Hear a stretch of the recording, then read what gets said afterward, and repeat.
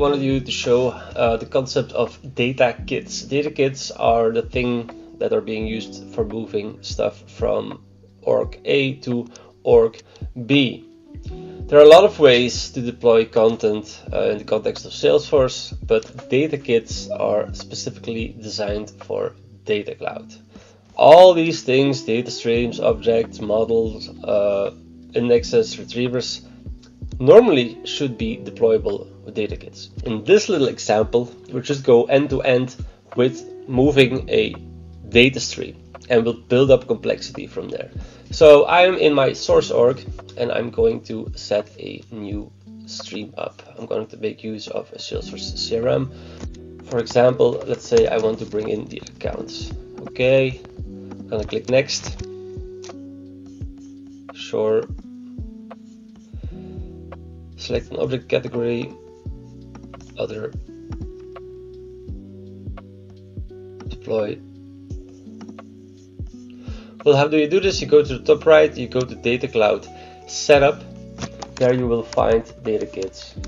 You click on the data kit, you will click New.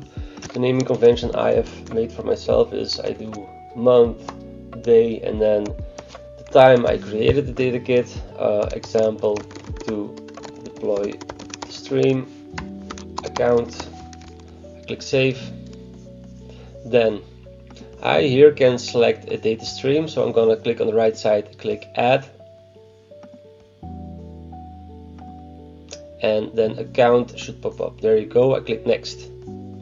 I'll give it a name, Oct 29 1059.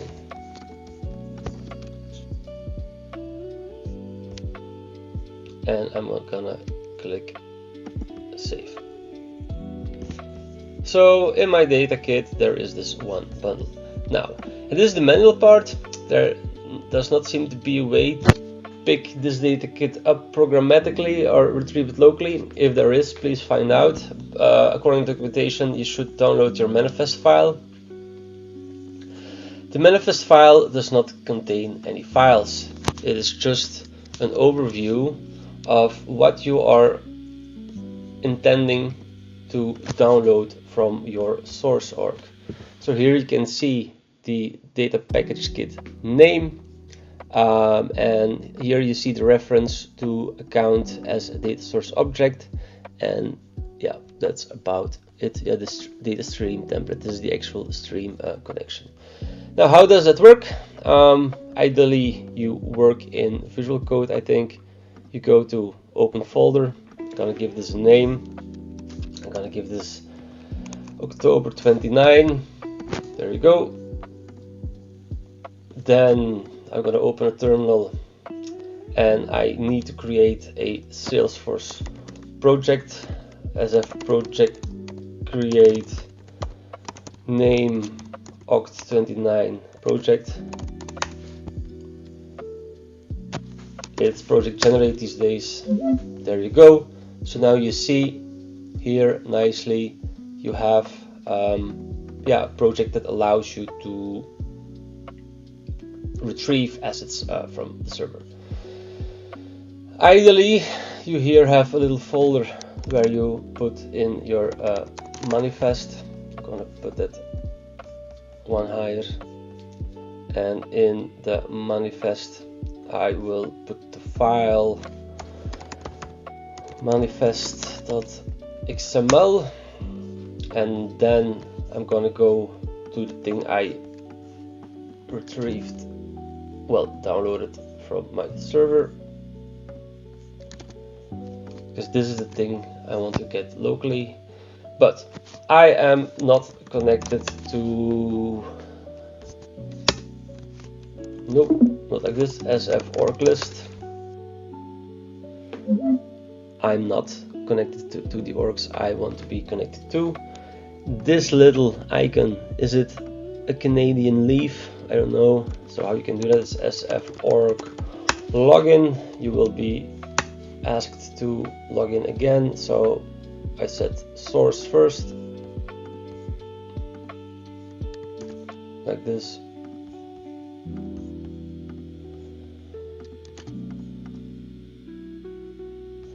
and then it's successful. It should tell me this in a few seconds that it's successful. There you go. And now I'm going to check SF org list.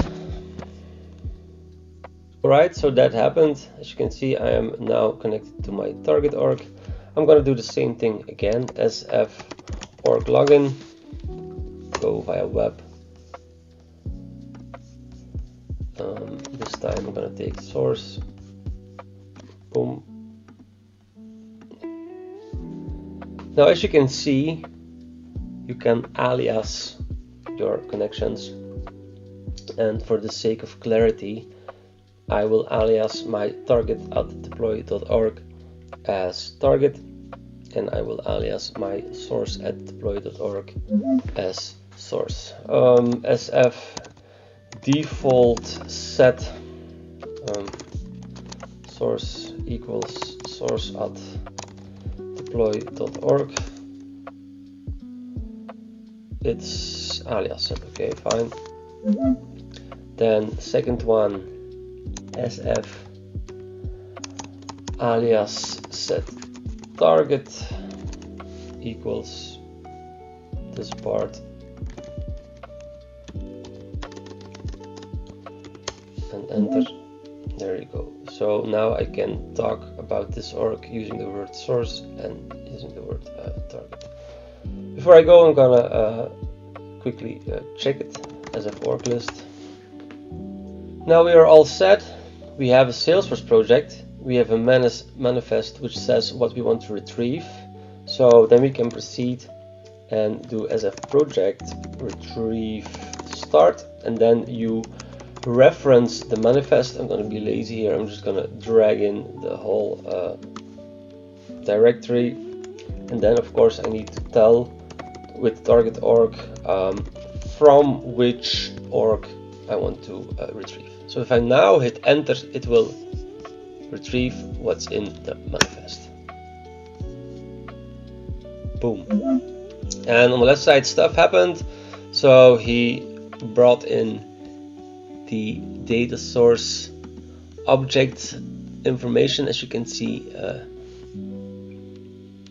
Now in order to deploy it, we're going to do SF project deploy start manifest, still refer to this little guy here, and set a target org to be target this time.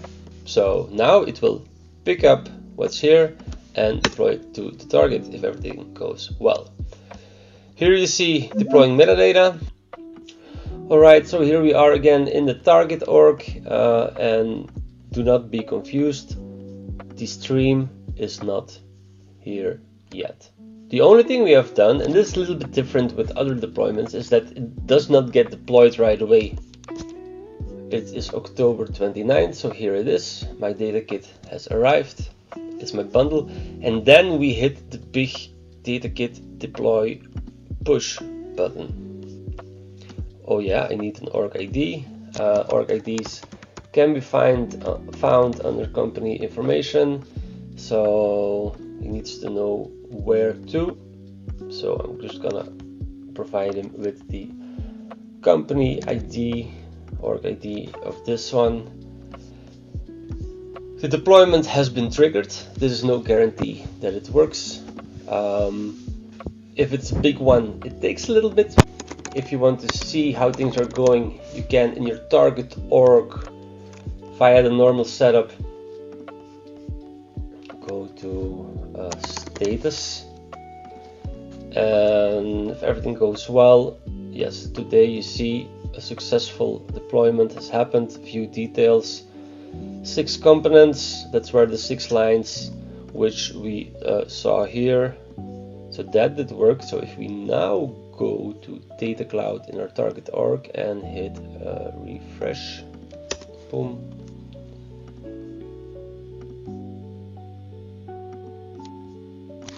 we need to wait a little bit. No, yeah, there it is, account home.